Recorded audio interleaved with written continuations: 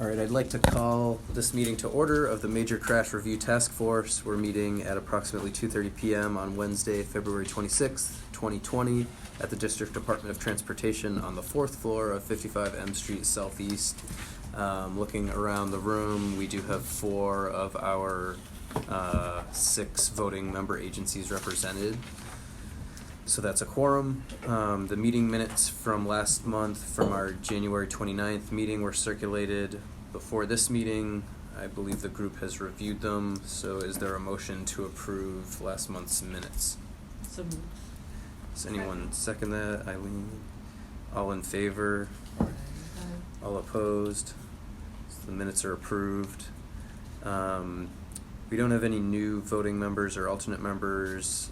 Jeff Johnson's here from the Bicycle Advisory Council, and just to make extra sure, he signed a non-disclosure agreement again, even though I think he did 2 years ago whenever we started the first meeting.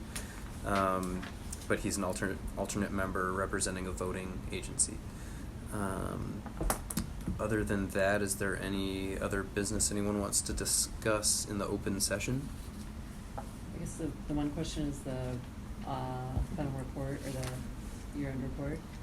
Our report. Yeah, is there any update on your end on that, or?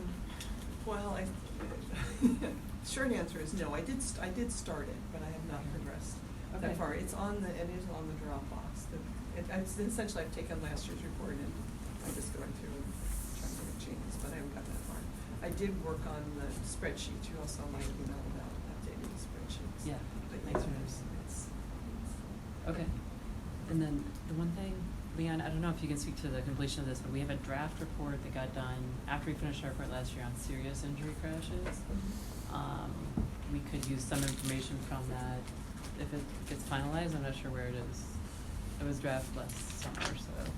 The draft report. On serious injury crashes, or whatever they're called, disabling injury or something like PSI, or no, Sam Schwartz moved here. Okay.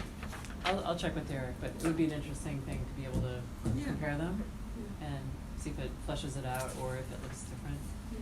Like, My plan would be to basically, take the same findings and expand them and say, it's this many this year in the total, including last year total. But I Okay. kind of wanted to see how many, like, what we talked about, one of the things we talked about last month was trying to get, even if it's a more cursory view, get through more special so we have more Oh. numbers yeah. to decide, even if we're not seeing for the new government, even though X many specialty reports can involve impairment and speed roads and which Mm-hmm. overlap with our factors then. Mm-hmm. Okay. I'm trying to keep working, but I also have some family stuff going on that's interfering. Got it. Okay. If you need help, a DC government employee could probably lend their time. Yeah, well, like I said, it's on the Dropbox. Yeah. Anybody wants to like. And if you have extra time, I have some work you can do. Yeah. too. That's probably not gonna happen for at least a year and a half. But it is there for anybody who wants to, just kind of, I would just say, make sure you keep it on the Dropbox. Right. I'll take a look at it because one of the things I've been thinking about, I just spoke to a community group on Monday night, and I was just thinking about, and it's something that comes up periodically, as people see like, oh, well, that sounds like a crash no one could have prevented because it was a crazy person or whatever, and just thinking about like, how do we parse that out? Because I feel like it's a common question. Ironically, I think sometimes the conclusion is police should stop crazy people from driving, so I hope you're on that. Yeah, we're all over that. I And, would stop everybody out there. Right, exactly. But the other flip side is people feel like, oh, then we just are going to throw up our hands, which is not what we want to do. We want to get it down so it's like really the extreme cases, and not that it's like, oh, everything's an extreme case. And let's also recognize this, I think one of the, well, I don't know the details of one of the cases we're going to talk about, but one of the cases we're going to talk about, to me, knowing the history of it, plays up that, it's not just them. There's also prosecutors and courts and how they deal with issues too. Mm-hmm. No, it's a fair point. Okay, so anyway, I'll take a look at the findings from last year and see if there's anything. I would recommend that we maybe tweak the way we present it, or maybe add some findings if they're finalized from the other analysis that was done. Cause, I think the most interesting thing I found, just reading through it, I was looking at the other day for a presentation I'm doing next week at the DAC, is that while we talked a lot about the overnight period, I think we defined it 8:30 to 4:30, right? They actually found a lot of serious injury crashes in the PM peak. Yep. So 3 p.m. to Yep. 9 p.m. one Okay. day, It'd which be is interesting to so- hear, because I wonder if that's. That- Yeah, the speed. Which chair? the speed issue, You want this exactly. one So or I think it's that kind of an one? interesting I don't care.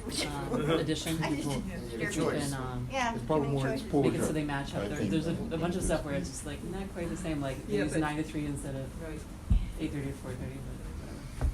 speed, but, I mean, more exposure, but at lower speeds might mean that it's serious Serious instead of fatal. versus- Yeah. That's what I was. Okay, I got it, okay. Yeah, exactly. So yeah, lower speed, more congestion. Anyway, so just some It'd be interesting things interesting maybe to we'll look like add in. the proportion of fatal impact here versus proportion Right, although it's hard to define a crash that could have been fatal, like, right, it's like a Right. split second here or there and nothing happened, right? Oh. So that's the, Thank you. that's the counterfactual, it's really hard to come up with. But yeah, if there's a serious crash or serious injury, yeah, okay, that's all I think I have. All right, any other Eileen and I new business? Helen just joined us from the Multimodal Accessibility Advisory Council, so that makes 5. Okay, is there a motion to move to a closed session of the meeting? Leon, does anyone second that? I second it. Helen, okay, now we have to do a roll call vote, so Lieutenant Wilkins from MPD. Here. Sergeant Thorne, MPD. Here. Linda Bailey from DDOT. Aye. Leon Anderson from DDOT. Eileen McCarthy from the PAC. Aye. Jeff Johnson from the BAC. Here. Helen from Urquhart, Multimodal. thank you, I'm here. Urquhart, thanks. And that's everyone who can vote, I believe. Didn't miss anyone. Okay, So so, you count here's as yeses? You should yeah, just mean- yeah, here means yes. Yeah, okay. Um, I'm here. or It could be yay. an abstention. Yeah, no, really. English there. So, the reason we're entering a closed session is that we are about to specifically discuss the details of major crashes which contain personally identifiable information and other sensitive material. So we don't want to violate anyone's privacy interests of the individuals involved. So, stop this. I asked you if you. Well, so we're returning to the open session. We entered a closed session to discuss the details of crashes that are sensitive and private. Is there any new business anyone wants to bring up? Hearing none, is there a motion to adjourn the meeting? So, Second. Okay, all in favor? Aye. All opposed? No. Meeting adjourned. Thank you.